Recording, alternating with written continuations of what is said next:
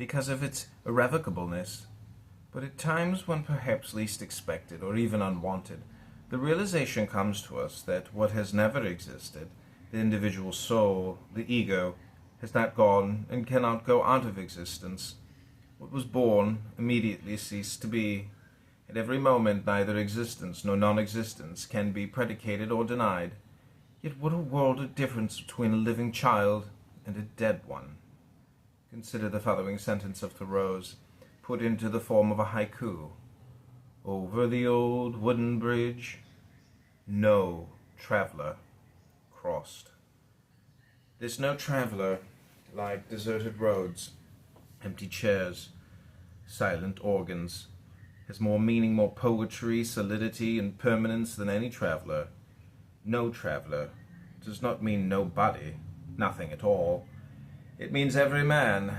You and I and God and all things cross this old rickety bridge, and like the bold lover on the Grecian urn can never reach the goal. The aim of Buddhism is of course enlightenment, but enlightenment is not a state, it is an activity. The other shore is actually never reached. If reached, we drop dead. The omnipotence and omniscience of God would be his undoing. The great illusion is that we are enlightened. That is the reason Christ is greater than Buddha. His life ended with, my God, why? The Buddha said that these whys were unprofitable, which is another way of saying he had given up the problems. If all this seems depressing to an ambitious mind, ambitious in the sense of desiring the progress of mankind, we may think of time backwards. How can all the madness and sadism and vulgarity be undone? How can past torture and heartbreak be annulled? We are not human beings of the dead, but of the living dead. For unto us all live, and for the present and for the future that we shall never see, no less than the past that is almost unknown to us.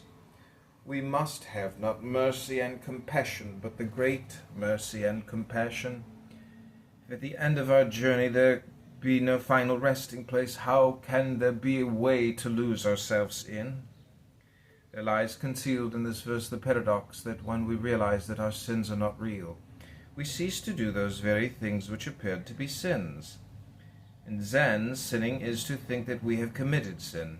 In mysticism, sin and its immediate consequence, or rather coincidence, hell, is the soul's separation of itself from God by self-love.